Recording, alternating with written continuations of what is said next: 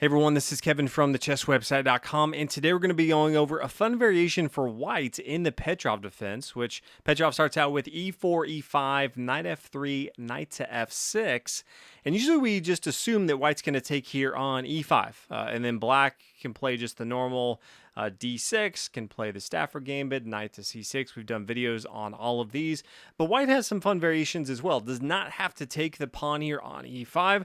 So that's exactly what we're going to be looking at today. The variation is called the Boden-Kieseritsky Gambit, and that continues with bishop to c4. Now, in the particular line we're going to be looking at, it's the accepted line, and that is with the knight taking here on e4. And we're going to play knight to c3. So this is the setup. If you guys want to see the decline lines where the knight does not take the pawn here on e4, you can let me know if this video is popular. Lets me know that this is an opening that you are wanting to see more of. So I'll definitely do more variations, but I think this is the most common, definitely the most exciting. And if you're not familiar with this variation at all, I think it'll give you some ideas to think about if you ever run into the Petrov defense. So we'll go ahead and get into it. There are also going to be multiple variations in the description. I will have a link if you ever come back to this video and you want to hop ahead to a particular variation. Things we're going to be looking at today are knight taking here on c3, black playing knight to c6, pawn to c6, and then lastly the knight coming back here to d6. So just giving you a heads up of what we will be covering in this video. So the first variation, the most common that you will see, is the knight taking here on c3. White does need to recapture with the pawn here, so white's down a pawn in material, henceforth the gambit, but you can start to see the pressure that white has. The queen is activated. It's controlling the semi-open file here on the d file. It can easily get involved into the game once the knight moves to f3, g4, or h5, putting a lot of pressure on the king side. The light square bishop here is already eyeing down and attacking this weakened f7 square. The dark square bishop can get involved into the game very easily. It's very easy for white to castle to either side of the board, depending on where white continues. And black has no pieces that are developed. The only piece that was developed was the knight, and it already moved 3 different squares. It moved here to f6, and then it moved here to e4, and then it came to c3. And that's exactly what white is playing for, is to give up that pawn and material for a massive advantage in development. So you can see things are wide open. Now it comes down to how is black going to continue in this position. So we'll look at a few variations of how you could see black continue. I like to start by showing some of the mistakes that the opponent can make so that you can start to see the threats that you actually have in a particular opening. So they may think that knight to c6 is a strong move, because right now black is up material, so they want to develop material as well as hold on to their material advantage. So this does exactly that. Knight to c6, it brings the knight to the center of the board. It defends this pawn here on e5, but this is going to be a massive mistake because knight to g5. The knight and the bishop are both eyeing this f7 square, and there's no way to defend this. Now, they could get pretty creative and play something like pawn to d5. Then bishop takes on d5, still protected by the queen here. Remember, we opened up this d file for the queen to protect it. But after they play the pawn, that does open up the door for the bishop to come here to e6. So that does allow them to defend it in some way. But now we can just take with our knights, and after the pawn takes, we can just take their knight here on c6, and as soon as their pawn captures here, we can play queen to h5. We don't even have to take their queen right away, and as soon as their king moves, we can gobble up some material right here. So their king is in the center of the board. We can castle to either side of the board here. We can get our bishop involved here. Bishop to g5 is an extremely strong move right here. Then castle on the queen side if we want to get our rooks activated. Our pawn structures are much better than theirs, and you can see we're even up material as far as pawns are considered. So this is definitely going to be a very strong move for white. This may not necessarily see that knight to c6, but in case you do, that would be a huge mistake from black. So next option that you may see is pawn to f6, and this is the strongest way to defend this pawn, but it also has its own challenges because here white can play knight to h4 with the threat of queen coming to h5. And if you want to see just how big that threat is, let's say they continue with knight to c6.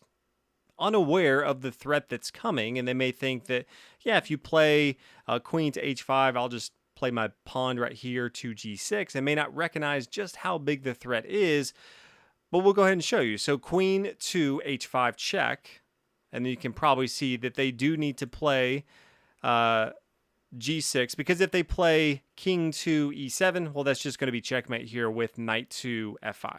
So if they play g6, well, first we can go ahead and take with the knight here on g6, and once this knight moves, there's going to be a discovered attack here on the king, because the queen will have opened up here. So more than likely, they're going to take with the pawn. It may look like that the queen can just take this rook here on h8, but there's actually a much stronger move, and you can start to chase this king all around the board. And the move is queen takes on g6. You don't just want to gobble up material. You are looking to destroy their entire setup right here. So if you start to look at where can they go, well, the only move right here is king to e7, and now you have queen to f7, and you can see it's protected by the bishop right here. So we're limiting the squares that the king can go. And then we have king to d6. So the king is completely exposed in the center of the board. And now the decisive move from white is white can play bishop to g5. And this does a few things. One, it allows for the rook to get involved into the game if it wants to come to d1. So if black says, yeah, we'll just go ahead and take this pawn, what a ridiculous move that is. Okay, well, that's fine. Now the rook can come here to d1, and things eventually will fall apart and black will be checkmated. They're just running out of moves here, and white's just adding another strong attacker in this position.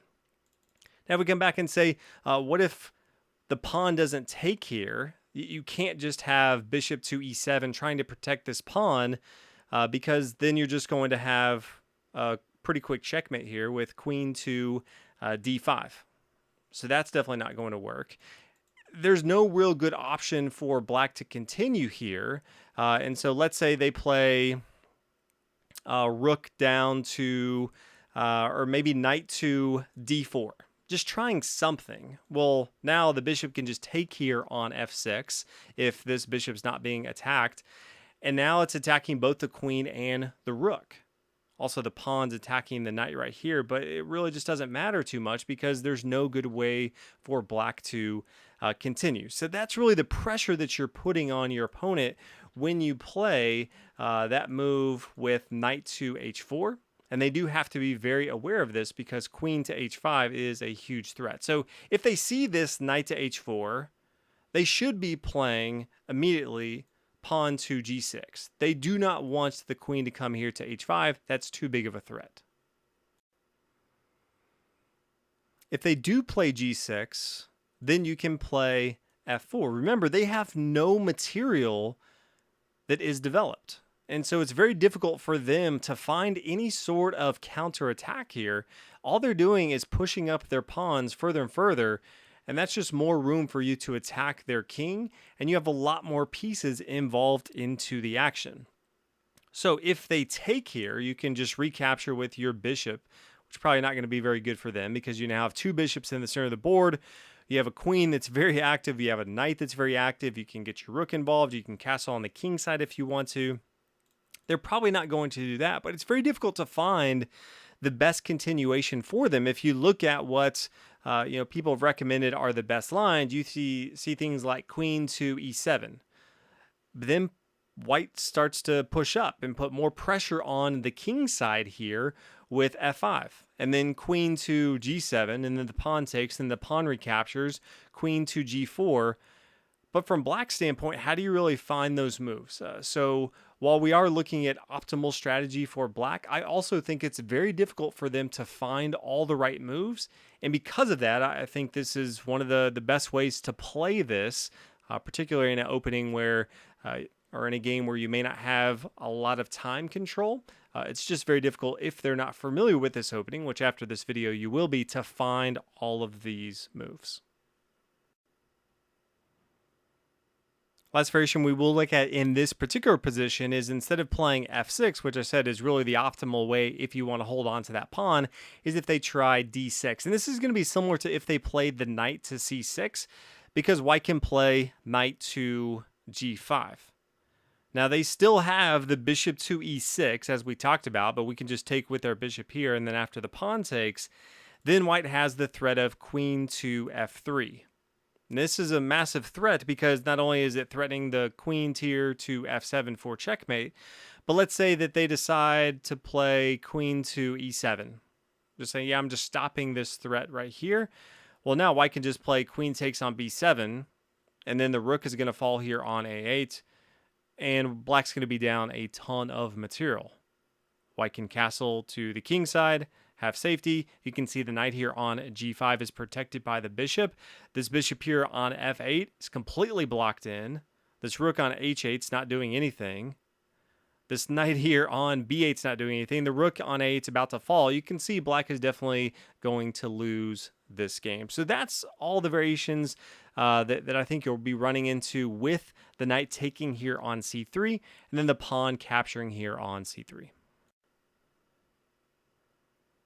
Now, while the most common variation is with the knight taking here on c3, you may not always see that. Another option that you may see is knight to c6. And while it does look like that leaves the knight here hanging on e4, black is able to get material back, because after knight takes on e4, then pawn can just come down to d5, forking the bishop and the knight, and they will be able to get back the material. I still think this is the correct way for white to continue by taking the knight here on e4.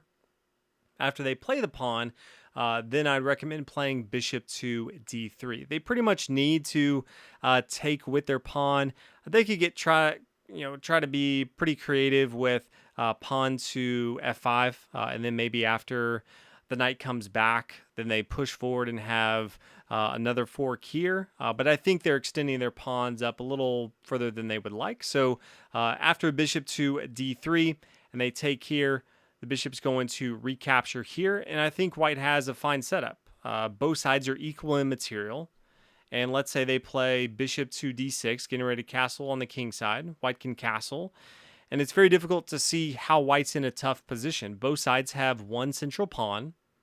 White can easily push this pawn forward to one of these central squares, get the dark square bishop involved into the game, bring the rook over here to e1, and both sides have the bishop pair. Both sides have one knight. And so while this was a gambit and you wanted to see what your opponent would do, even if they played knight to c6 and don't take your knight here on c3, you're still going to have a very solid game.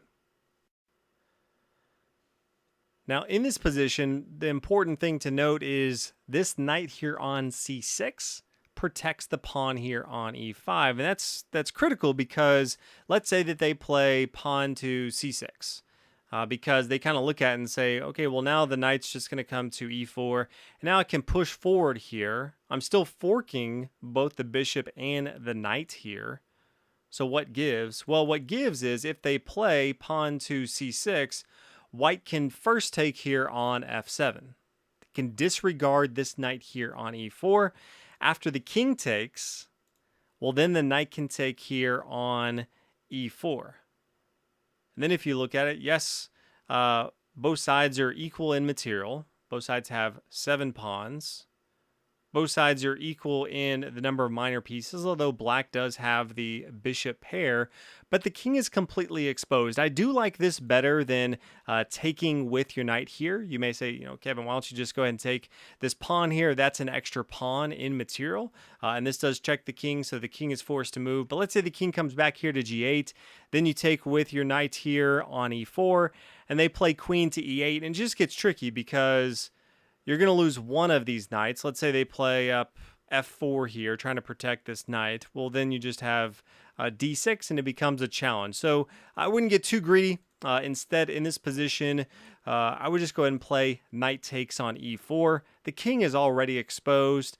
It's going to be moving away, or you're going to be attacking it as well. You can still put a lot of pressure on the central square. You can castle on the king side, push your pawn forward here on the d file, get your bishop involved and start to attack. But this is going to be very, very good for white. So that's why they can't just play c6.